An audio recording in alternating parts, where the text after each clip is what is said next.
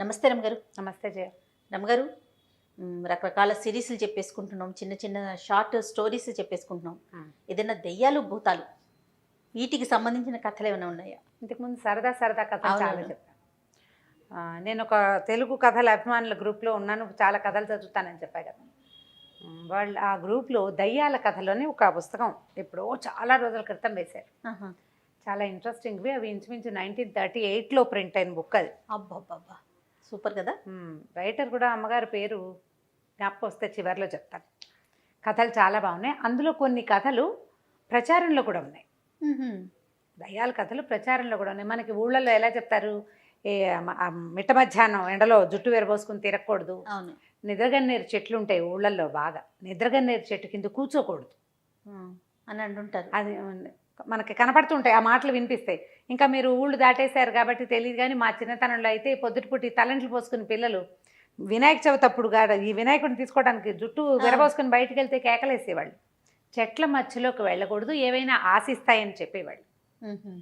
ఇవన్నీ మామూలుగా మనకి కనపడుతుండేవి. కుక్కలు బాగా మురుగుతుండేవి రాత్రిపూట, మొత్తం కుక్కలన్నీ ఓ చోటే చేరి అక్కడ ఏదో అవి చూసే ఈ ఆత్మని అందుకే అరుస్తున్నాయి అనేవాళ్ళు. చెదరగొట్టడానికి ట్రై చేసేవాళ్ళు బాగా. ఎవరో ఒకళ్ళు వేసి అదిలించేసేవాళ్ళు అనమాట. మీరు విన్నారా రమ్మగారు, దెయ్యాలు ఉన్నాయి, దెయ్యాలు తిరుగుతున్నాయి అని ఇంట్లో మీరు భయపడిన సందర్భం ఉందా? భయాలు లేవు జయ, మాకు ఓకే, భయం లేదు. ఇప్పుడు ఎవరికి భయం వేస్తుంది? బలహీనమైన మనసు ఉన్న వాళ్ళకి, బలహీనమైన మనసు లేదా భగవంతుడి పట్ల విశ్వాసం లేని వాళ్ళకి. మనకి రెండూ లేవు, భయము లేదు, భయము లేదు, భగవంతుడి మీద అచంచలమైన విశ్వాసం ఉంది.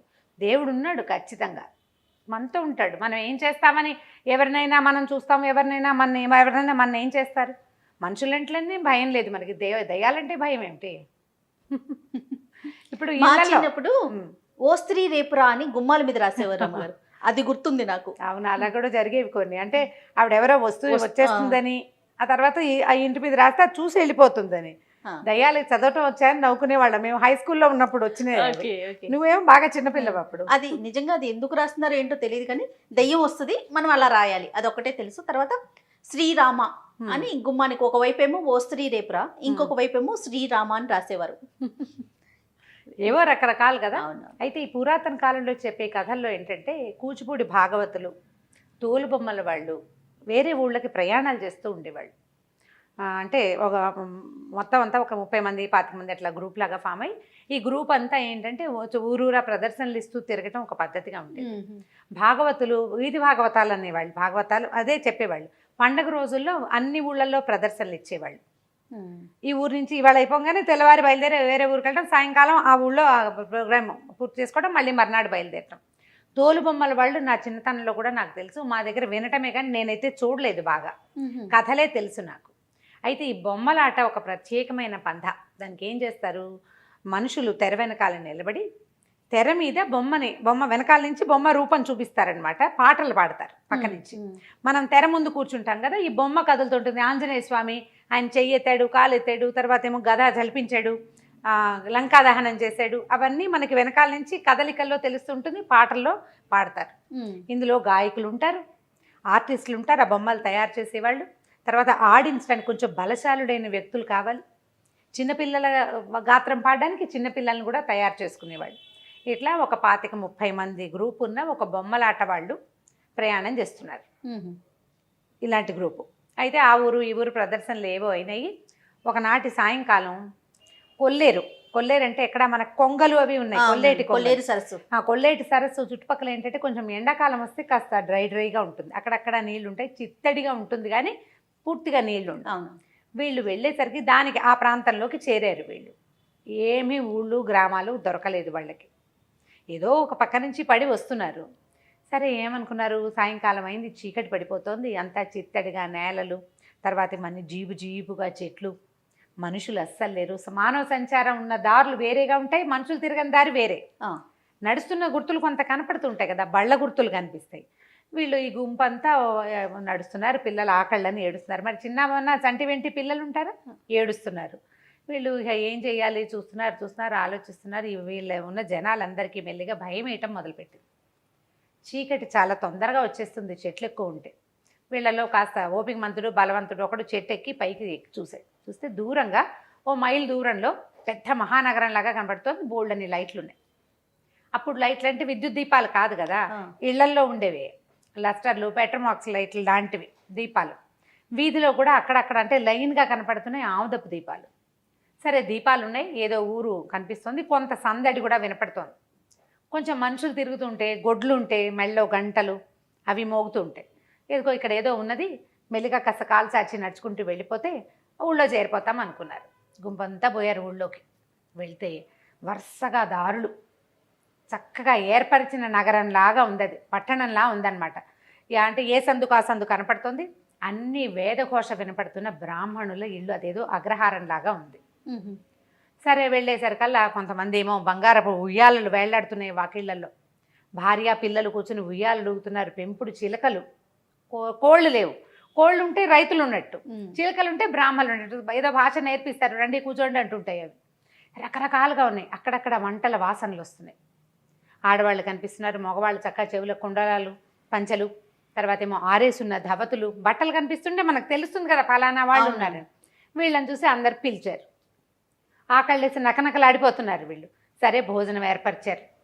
వీళ్ళందరికీ ఒకే ఇంట్లో కాకుండా ఓ 4 ఇళ్లలో మా ఇంటికి రండి అని చెప్పి ఏదో కాస్త వండుకోవడానికి కొంత సామాగ్రి ఇచ్చారు. కొంతమందికి వాళ్ళ ఇంట్లో ఉన్నదే పెట్టారు. శుభ్రంగా అందరూ తినేశారు. ఆత్మారాముడు శాంతించాక ఏముంది, సంగీతం పాడతారు ఇట్లాంటి వాళ్ళంతా. ఈ ఉన్నవాళ్ళు పెద్దవాళ్ళు ఏమన్నారంటే, బాబు ఏం ఆట కడతారు, ఏదైనా ఒక ఆట కట్టి తెల్లారదాకా పడుకుని వెళ్ళిపోండి అన్నారు. తెల్లవార్లు ఆట కట్టే పద్ధతి కూడా ఉండేది అప్పట్లో. ఈ మన భాగవత సప్తాహాలు అవి చేస్తారు. భాగవత సప్తాహం అంటే 7 రోజుల పాటు భాగవత కథలు ఆడతారు. పొద్దునుంచి అదే సాయంకాలం చీకటి పడిన దగ్గర నుంచి రాత్రి 8 నుంచి తెల్లవారి 4 గంటల దాకా తెల్లార్లు ఈ పద్ధతిలో నడుస్తుంది. సరే ఆట కట్టమన్నారు కదా, వీళ్ళలో వీళ్ళు కాస్త మాట్లాడుకున్నారు. ఏమనుకున్నారు, లంకా దహనం చేద్దాం అనుకున్నారు. సరే 1 గంటలో చకచక ఒక పందిరి లాంటిది ఏర్పరిచేశారు. బోలెడన్ని దీపాలు వెలిగించారు. వీళ్ళు కూడా తమకి సామాన్లన్నీ పెట్టుకోవాలి. అంటే లంకా దహనం చేయాలంటే ఏం చేయాలి, అశోకవనము, రాక్షసులు, సీతాదేవి, ఆంజనేయ స్వామి, మళ్ళీ ఆయన ముట్టించడానికి సాధనాలు అన్నీ తమ ఏర్పాటుకి ఎవరి స్టేజ్ డెకరేషన్ ప్రకారం వాళ్ళు చేసేసుకోవాలి కదా, సెట్ ప్రాపర్టీస్ పెట్టుకోవాలి. వీళ్ళన్నీ సెట్ చేసుకున్నారు. వాళ్ళు సరే అన్నీ ఏర్పరచుకుని చూస్తే వరుసగా వచ్చి కూర్చున్నారు.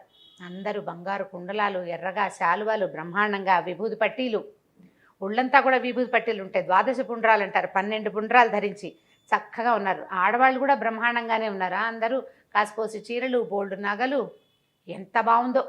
సరే అక్కడి నుంచి ఓమ్మని ముందు గణపతి ప్రార్థన చేశారు. అక్కడి నుంచి ఆంజనేయ స్వామి ప్రార్థన చేయాలి, లంకా దహనం కదా. వీళ్ళు ప్రార్థన మొదలుపెట్టారు. మహోగ్ర రూపంతో పెద్ద ఆంజనేయ స్వామి బొమ్మ ప్రత్యక్షమైంది తెర మీద. ఆంజనేయ స్వామి రాగానే మొత్తం లైట్లన్నీ ఆరిపోయినాయి. ఇక్కడ కిందంతా దీపాలు పెట్టి కూర్చున్నారు కదా, దీపాలు లేవు, కిమినాస్తి. వీళ్ళు తెల్లపోయారు. అయ్యో ఇదేమిటి మొత్తం దీపాలన్నీ ఓసారి ఆరిపోయినాయి, ఉండండి రా బొమ్మ దించండి అన్నారు. ఆంజనేయ స్వామి బొమ్మ దించేశారు. దించేయంగానే దీపాలన్నీ వెలిగినాయి. అంతా సభ అంతా కనపడుతున్నారు మనుషులు. మళ్ళీ మొదలెట్టాలి. మళ్ళీ ఆంజనేయ స్వామిని తెరక్కిచ్చారు. ఎక్కించంగానే దీపాలు ఆగిపోయినాయి.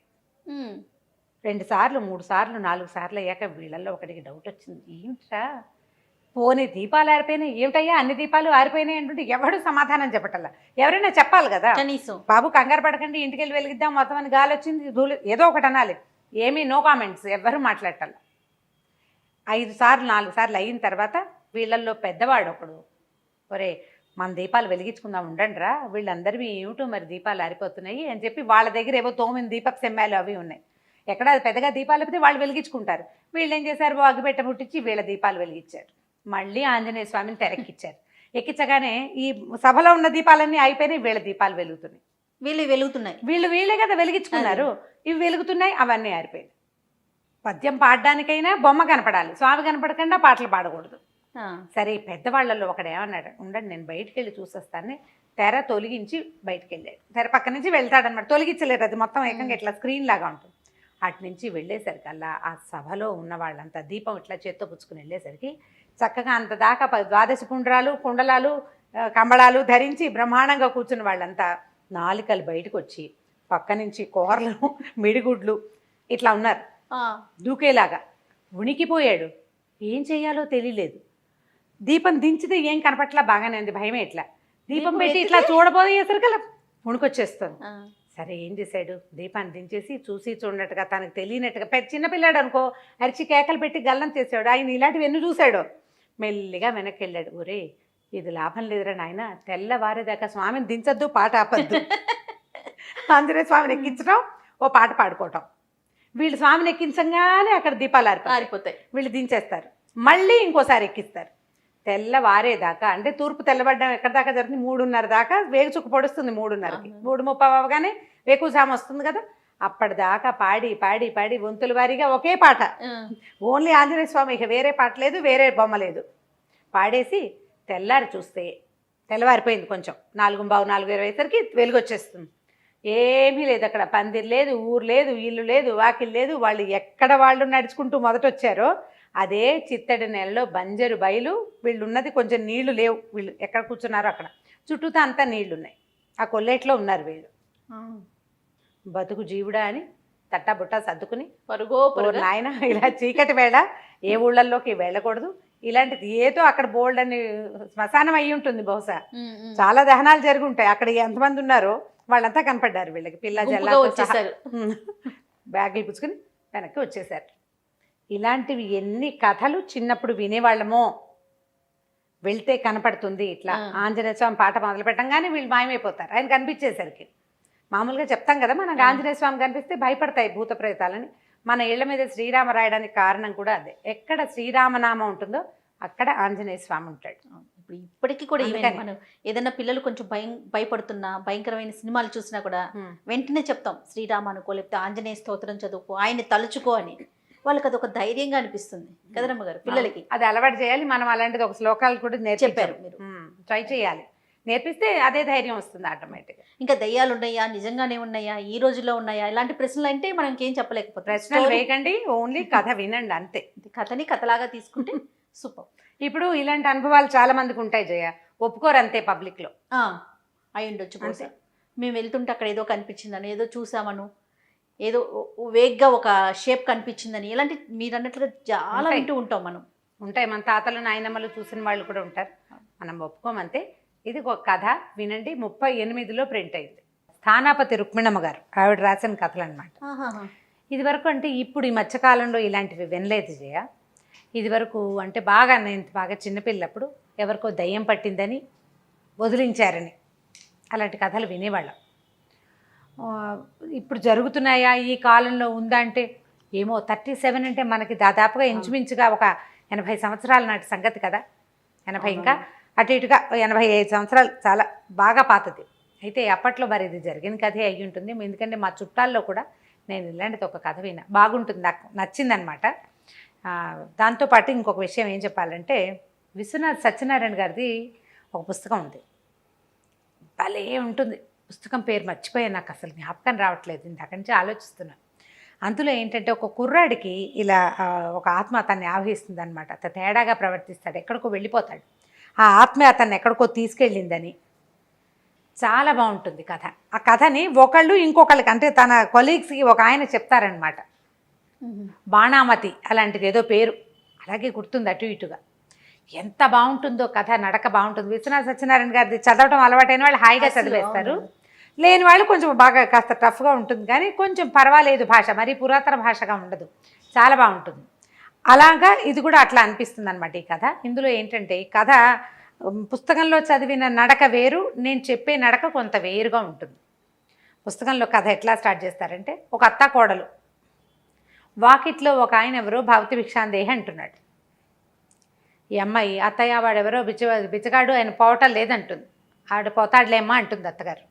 వాడు వెళ్ళటం లేదు, ఎవరైనా వేసేవాళ్ళు ఎవరన్నా అంటే అబ్బాయి వచ్చాక వేస్తాడంటుంది ఆవిడే. పంపించేయమంటుంది కోడలు. రోజు వేస్తున్నాం కాబోలు, అందుకే రోజు నువ్వే వేస్తున్నావంటే రోజు నేను ఇట్లా వచ్చి వాళ్ళ ఇంట్లో పని మనిషి ఉంది, పని మనిషితోటి వేయిస్తుంది. ఎవరో మామూలు వాడు అనుకున్నా, ఆయన పోవటం లేదు, వాకిట్లో నిలబడి ఉన్నాడు. తలనొప్పి వస్తుంది, నాకు వికారం వస్తుంది, ఆ గొంతు వింటే నాకు బాగుండలేదు అంటుంది. ఆ కోడలంటే మహాముద్దు అత్తగారికి, బహు అందగత్తె ఆ అమ్మాయి, చాలా బుద్ధిమంతురాలు కూడాను. పిల్లాడున్నాడు, పిల్లాడి తల్లి. పిల్ల తల్లివి, నీకు అట్లా వికారాలు చికాకులు వస్తాయమ్మా, నువ్వు రెస్ట్ తీసుకో, నువ్వు వెళ్ళబోక నీ దారి నువ్వు పడుకో అంటుంది అత్తగారు. ఈ కోడలేమో ఆయన తరిమేయాలంటూ అనుకుంటుంది. ఎంత నడుస్తుందో 2-3 పేజీలు ఇలాగే నడుస్తుంది. అక్కడి నుంచి ఈవిడ వెళ్ళి నాయన మడిగట్టుకున్నాను, ఇంట్లో ఎవరు లేరు, నువ్వు వెళ్ళి నాయన అంటుంది. కోడలు ఉంది కదా వేయమనమ్మా అంటాడు. ఇంట్లో కోడలు ఉంది కదా, వేయమంటాడు. వేయమంటే ఆవిడ మా కోడలు చేయి ఊరుకోలేదంటుంది. ఆవిడ చేయి ఊరుకోలేదు, ఏదో పనిలో ఉందంటుంది. ఈయన ఏం చేస్తాడు, ఆ ఇంటి ఆయన్ని పట్టుకుంటాడు. ఆ వచ్చిన యోగి, భిక్ష తీసుకోవడానికి వచ్చిన ఆయన పట్టుకుని ఆయన వెంట తీసుకొస్తాడు. ఈ లోపల వాళ్ళ అబ్బాయి వచ్చాడనమాట. ఈవిడ చెప్తుండగా అబ్బాయి వచ్చాడు. ఈయనకి గుప్పెడు బియ్యం వేయించుకుని తనతో రమ్మని తీసుకొచ్చాడు.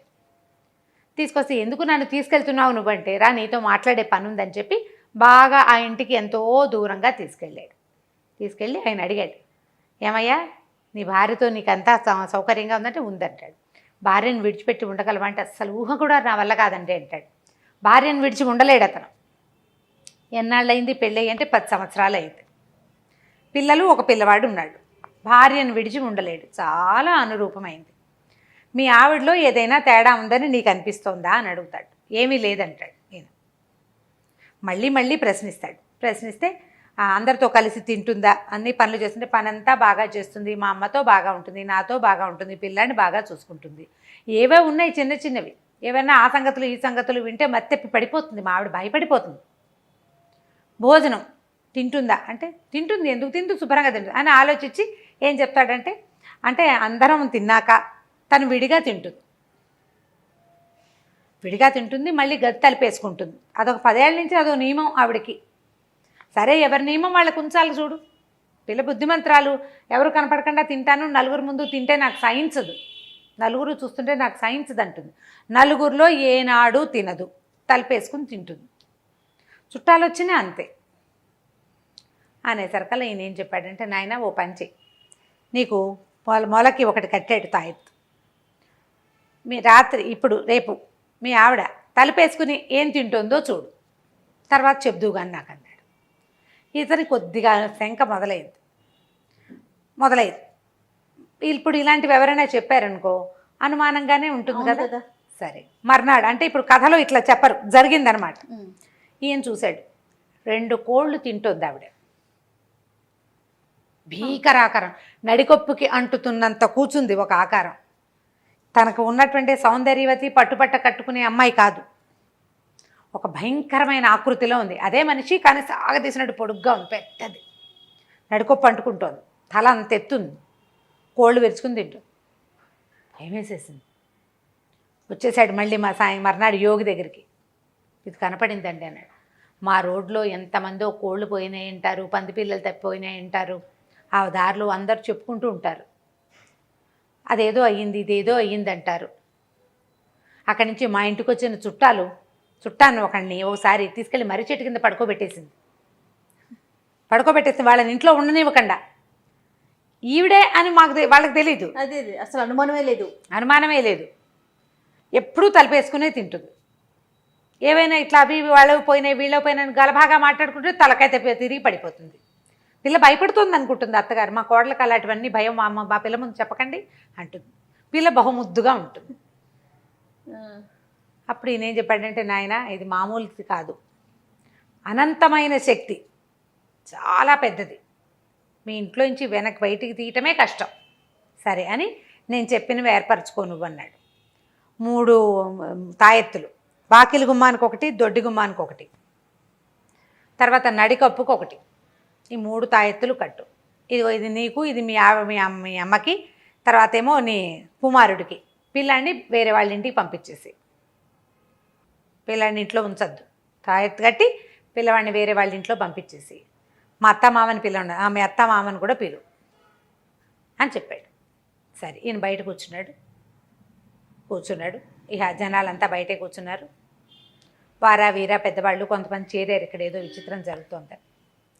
ఇక లోపల నుంచి అరుపులు, చంపేస్తాను పొడిచేస్తానని ఎంతంత కేకలో. అక్కడి నుంచి కేకలు అణిగినాయి. ఇతను ఏదో మంత్రం చదువుకుంటున్నాడు అనమాట. కేకలు అణిగినాయి. కేకలు అయిన తర్వాత ఏడుపు. అత్తగారు అయ్యో పిల్ల ఏడ్చేస్తోందని అత్తగారు ఏడుస్తుంది. కోడలంటే అంత ముద్దు. మరి వాళ్ళ అమ్మా నాన్న వచ్చారు, కూతురు ఏడుస్తోంది తెలుస్తోంది, వాళ్ళు ఫీల్ అవుతున్నారు. లోపలికి వెళ్తా ఉంటారు. ఇక్కడే కూర్చోండి, ఏం జరుగుతుందో చూడండి అన్నాడు. సరే, ఊళ్ళో కొంతమందికి ఈవిడ చాలా సౌందర్యవతి, అది వ్యవహారం తెలుసు, బాగుంటుంది, చక్కగా బుద్ధిగా ఉంటుంది. భర్త అసలు ఆ అమ్మాయిని వదిలిపెట్టాడు, చాలా ప్రేమగా ఉంటాడు, చక్కగా పిల్లాడు కూడా కలిగాడు అని మానే ఉన్నాయి. అదేదో విచిత్రమో విశేషమో ఎవరికీ తెలియదు. కాకపోతే ఏవో జరుగుతాయి, ఊళ్ళో అందరిళ్లలో జరిగేవి అంతే, అంతకంటే ఏం లేదు. కోళ్ళు కొక్కిరాయిలు మాయమైపోతుంటాయి, పంది పిల్లలు మాయమైపోతుంటాయి. వీళ్ళదేనని వాళ్ళకి తెలియదు, ఏవో పోయినాయి ఎలాగో, ఏదో ఎన్నెమెత్తుకుపోయింది చెప్పుకుంటారు.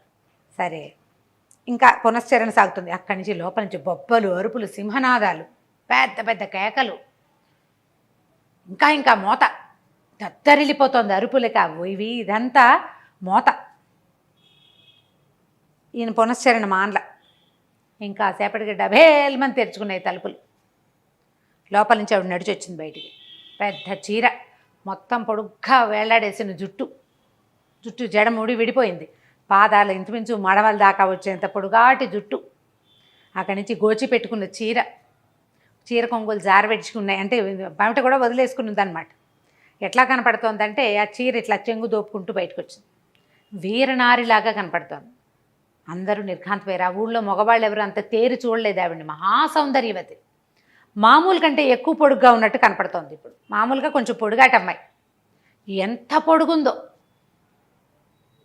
వచ్చి కూర్చుంది. అత్త మామ అత్తగారు ఓ పక్కన ఉంది, భర్త అత్తగారు ఉన్నారు. అక్కడి నుంచి ఈ పక్కన తల్లిదండ్రి ఉన్నారు. వాళ్ళకేసి చూడను కూడా లేదు. ఈమెను వచ్చి ఈయన ఒక ముగ్గు లాంటిది వేసాడు. ముగ్గులో వచ్చి కూర్చునేసింది మాట్లాడకుండా. అక్కడి నుంచి ఈయన అడిగాడు, నువ్వెవరివి, ఎక్కడి నుంచి వచ్చావు, ఎప్పటి నుంచి ఇక్కడ ఉన్నావు నువ్వు అంటే, నేను ఒక జమీందారుల బిడ్డని, నన్ను ఒక జమీందారికే ఇచ్చారు నాకు బాగా వయసు వచ్చాక. ఆ జమీందారికి చాలామంది పెళ్ళాలు ఉన్నారు. ఇంకా ఆయన దగ్గరున్న ఇతరత్ర భోగం వాళ్ళు రకరకాల చాలా జాతులు ఉన్నాయి ఆయన దగ్గర. కానీ ఆయనకి నాకు సరిపడలా. మా నాన్న బోడు సిబ్బందిని ఇచ్చాడు, ఆస్తి ఇచ్చాడు, ఏదో పడలేదు వీళ్ళకి వాళ్ళకి. అయితే ఆయన ఏం చేశాడు, ఒకసారి నా దగ్గరకు వచ్చాడు, మామూలుగా రాణుల దగ్గరకు వచ్చేలాగా. కానీ ఆయనకి నాకు సరిపోలేదు.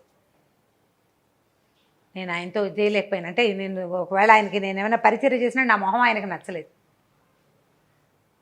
అంటే బహుశా అందగత్తె కాదు ఆవిడ మొహం గిట్టలేదు ఆయనకి. మొహం మనిషి జమీందారుల అమ్మాయి, రాజుల అమ్మాయి అయినప్పటికీ ఆవిడ అందగత్తె కాదు. ఆయనకి సౌందర్యవతులతో ఉండే అలవాటు ఉంది. పెళ్ళాలు కూడా భార్యలు చాలామంది ఉన్నారు. అప్పటి కాలం కదా అది.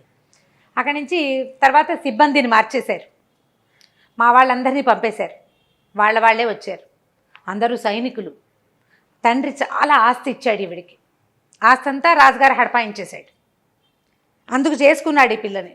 కానీ ఈ పిల్ల ఎప్పుడైనా ఆడపిల్లలకి అనాకారో సనాకారో భర్త కాపురం సంతానం ఉంటే జీవన సాఫల్యం లభిస్తుంది, లేకపోతే ఏముంది. అంతేగా. అనాకార అయితే మాత్రం ఆమెకి భర్తతో ఉండాలని, సరదాగా సంతోషంగా ఉండాలని ఉంటుంది కదా. ఆ స్త్రీ సహజమైన వాంఛలేవి ఆయన పడనివ్వలేదు ఆవిడికి. అని చంపేశాడు. నన్ను నేను మరణించాను, అమ్మ అనిపించుకోకుండా నేను చచ్చిపోయాను. నేను అమ్మ అనిపించుకోకుండా నేను నా పని అయిపోయింది. ఏడాది తిరగకుండా జమీన్ మన్ను చేసేసా. ఆయన వాళ్ళు అనుకున్న ఎవరిని బతికి ఉంచలేదు. జమీ మన్నైపోయింది, పుట్టి దిబ్బ. అక్కడికి ఎవడు తలకాయ తిప్పి చూడకుండా చేశాను ఆ ప్రాంతాన్ని. స్త్రీలకు అంత క్షోభ ఉంటుంది. ఎందుకంటే ఆడవాళ్ళకి కావాల్సిన జీవితానికి సాఫల్యం భార్యగా ఉండటం, తల్లి కావటం ప్రధానమైంది. తల్లి అవ్వడమే ప్రధానం. దాంతో నేను అక్కడ మొత్తం అదంతా నాశనం చేశాను. ఆ దిబ్బ వైపు తలకాయ తిప్పి చూసిన ప్రతి వాడిని విరుచుకు తిన్నాను. కొంతకాలం పాటు ఆ జమీలో ఉన్న వాళ్ళందరూ, ఆ పనివాళ్ళు, ఆయన బంధువులు, వాళ్లే నాకు ఆహారం. రోజుకు ఒకళ్ళని చొప్పున విరుచుకు తిన్నాను. తర్వాత మొత్తం అంతా దిబ్బైపోయింది. తల తిప్పి చూడడం మానేశారు ప్రజలు దానివైపు. అక్కడక్కడే తిరుగుతూ ఉండేదాన్ని. అయితే ఒకనాడు ఆ రణస్థలం అనేది ఒక ప్రాంతం, ఆ ప్రాంతం నుంచి వస్తుంటే శ్మశానం దగ్గర ఈ పిల్ల కనపడింది. రాజమ్మ అమ్మాయి పేరు. బాడీ కనిపించింది. ఇంకా నాకు లోపల జీవితేచ్ఛ 1% ఉంది. ఏమిటి? సంతానం మీద వ్యామోహం, స్త్రీ సహజమైన మాతృత్వపు వాంఛ. దానికోసం ఆ చనిపోయిన పిల్లలో ప్రవేశించిన పిల్ల సౌందర్యము, అది ఆడపిల్ల అవటము, అది నన్ను ఆకర్షించింది అనేసరికలు తల్లి తండ్రి ఒప్పుకున్నారు. ఈ రాజమ్మ అనబడి ఇప్పుడు కనపడుతున్న ఆవిడ 9వ ఏటో 10వ ఏటో మరణించింది. చనిపోయిన పిల్లని వాళ్ళు మరుభూమికి తీసుకెళ్లారు. అక్కడ బతికింది పిల్ల. ఒక్కొక్కసారి మనం ఏంటో దింపుడు కళ్ళెం ఆశ అంటారు. అవునవును. అది శ్మశానంలో బతికింది పిల్ల. ఆ అమ్మాయిలో ప్రవేశించాను. ఆ రోజు నుంచి ఎవరికి కనపడకుండా తింటూనే ఉంది. తీసుకొచ్చారు, పెళ్లి చేశారు, కాపురానికి పంపించారు. పిల్ల చచ్చి బతికింది. మామూలుగా మనం వాడేస్తాం చచ్చి బతికారు అని ఒక పదం. చనిపోయిన పిల్ల బతికింది. ఆ రోజు నుంచి ఈ రోజు దాకా నేను ఇక్కడే ఉన్నా. చుట్టాలు వస్తే ఇష్టం ఉండదు, వాళ్ళకి తెలిసిపోతుంది. భర్తతో సంతోషంగా ఉన్న ఈ అమ్మాయి సౌందర్యవతి అవ్వటం, చాలా పనిమంతురాలు అవటంతో అత్తగారు ఒక మంచి ఆదరణ, ముందు జీవితంలో ఆవిడ పొందలేని ఆదరణ అంతా ఇక్కడ లభించింది. పిల్లవాడు రాజు అవుతాడు, జమీందారీ వస్తుంది వాడికి రేపొద్దున. ఈ పిల్లాడు బాగానే ఉంటాడని ఇక భర్త వెక్కి వెక్కి ఏడుపు. ఈ అమ్మాయిని వదిలేయటం అంటే ఆ అమ్మాయి కూడా వెళ్ళిపోవటమే. ఎందుకంటే అది మనిషి ఉన్నది కాదు, అందులో జీవం ఉన్నది కాదు కదా శరీరం. ఈ ఆత్మ బయటికి వెళ్ళిపోతే మొత్తానికి వెళ్ళిపోతుంది. అమ్మా నాన్న తెగ ఏడ్చారు. ఆ మహాసౌందర్యవతి ఊళ్ళోంచి వెళ్ళిపోతుందని ఊరి జనం కూడా ఏడ్చారు. పైగా అసలు ఆ ఊళ్ళో అందరికీ కూడా అమ్మాయి చాలా బుద్ధిమంతురాలు. ఆ యోగి ఏం చేశాడంటే బడుగ్గా ఉందిగా జడ, జుట్టు వెనక్కి వచ్చి జడేసాడు, మొత్తం అల్లాడు మొత్తం జడంతా. అప్పుడు మంత్రం ఆవాహన చేసి ఆమె ఆత్మని ఆ జటలోకి రప్పించాడు,